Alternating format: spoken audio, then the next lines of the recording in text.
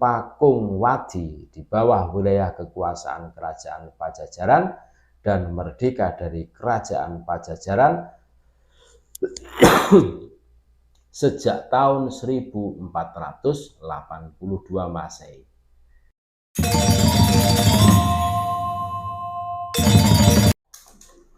Assalamualaikum warahmatullahi wabarakatuh. Alhamdulillah wassalatu wassalamu ala Rasulillah Muhammad ibn Abdillah alladzi la nabiyya ba'dah. Allahumma shalli wa sallim ala sayyidina Muhammad wa ala ali sayyidina Muhammad, amma ba'd. Saudara-saudaraku sebangsa setanah air yang kami cintai, yang kami muliakan, yang kami banggakan dimanapun Anda berada, berjumpa kembali dengan kami channel Bejo Donya Akhirat. Sak bejo-bejane wong kang lali isih luwih bejo wong kang eling lan waspada dan tetap NKRI harga mati. Banyaknya pembelokan sejarah tokoh-tokoh Nusantara ini menjadi perhatian kita semua tentunya. Dan ini tugas kita semua untuk meluruskan. Nah, berikut ini kami ketengahkan silsilah keturunan Sunan Gunung Jati asli ternyata ada di pesantren Cirebon. Jadi silsilah keturunan Sunan Gunung Jati asli ternyata ada di pesantren Cirebon. Menurut sejarah, sejak tahun 1447 Masehi di masa pemerintahan Pangeran Cakrabuana Raja Caruban ke-1 dengan gelar Raja Sri Mangana atau Prabu Anom, dan di masa pemerintahan Syekh Syarif Hidayatullah Raja Caruban Nagari kedua dengan gelar Raja Susuhunan Jati atau Sunan Gunung Jati. Sampai pada masa pemerintahan Raja Caruban Nagari ke-7 Pangeran Abdul Karim dengan gelar Raja Panembahan Ratu II atau Panembahan Girilaya. Maka sistem pemerintahannya adalah menganut sistem monarki atau kerajaan yang bertahta di Keraton Pakung Wadi di bawah wilayah kekuasaan Kerajaan Pajajaran dan merdeka dari Kerajaan Pajajaran sejak tahun 1482 Masehi.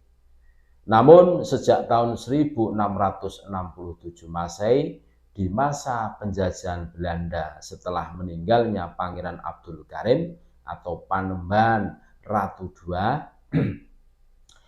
Belanda dengan menggunakan politik divide et impera, politik adu domba, berhasil memecah belah Kerajaan Caruban Nagari, Keraton Pakung Wati, menjadi 3 kesultanan, yaitu yang pertama adalah Kesultanan Kasepuhan, terus yang kedua Kesultanan Kanoman, terus yang ketiga Kesultanan Kacirebonan. Ini termasuk trik Belanda, divide et impera. Dan sejak saat itu sistem pemerintahannya dirubah dari sistem kerajaan menjadi sistem karesidenan sebagai pemerintahan kolonial Belanda di bawah wilayah kekuasaan Batavia atau Jakarta. Dulu Batavia namanya, terus sekarang berubah menjadi Jakarta. Maka sejak saat itu juga 3 kesultanan di Cirebon berada di bawah kekuasaan Karesidenan Cirebon, dan menurut PH van der Kemp,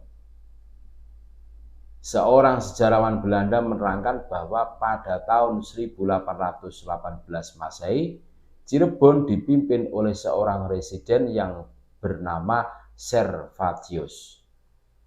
Maka sejak saat itu para sultan dan para pinangeran atau pangeran yang hatinya berontak banyak yang keluar dari keraton dan mendirikan pesantren-pesantren di dalam hutan untuk menyusun pemberontakan dengan strategi perang gerilya, seperti 1. Mendirikan pesantren di Babakan, Ciwaringin, didirikan oleh Pangeran Jatiraga atau Kiai Jatira, keturunan ke-7 dari Sunan Gunung Jati. Terus yang kedua, mendirikan pesantren di Buntet, didirikan oleh Kiai Mukoyim, keturunan ke-11 dari Sunan Gunung Jati. Yang ketiga, mendirikan pesantren di Kempek, didirikan oleh Kiai Harun keturunan ke-12 dari Sunan Gunung Jati. Yang keempat, mendirikan pesantren di Benda Kerep, didirikan oleh Kiai Khotib Sani atau Mbah Soleh, keturunan ke-12 dari Sunan Gunung Jati. Yang kelima, mendirikan pesantren di Lontang Jaya atau Penjalin Lor, didirikan oleh Sultan Sepuh Hasanuddin Kiai Salbiah, keturunan ke-12 dari Sunan Gunung Jati. Yang keenam, mendirikan pesantren di Cikalahang, didirikan oleh Kiai Madrowi atau Kiai Barmawi, keturunan ke-13 dari Sunan Gunung Jati. Yang ketujuh, mendirikan pesantren di Balerante, didirikan oleh Kiai Rumli, keturunan ke-13 dari Sunan Gunung Jati. Dengan semangat juang para santri yang digembleng oleh para kiai dari keturunan Sunan Gunung Jati, dengan menggunakan strategi perang gerilya ini, maka terjadi pertempuran antara pasukan santri melawan tentara Belanda di seluruh tanah Cirebon, terutama di Cirebon Barat dalam Perang Kedondong, dan membuat tentara Belanda kalah perang melawan pasukan santri Cirebon.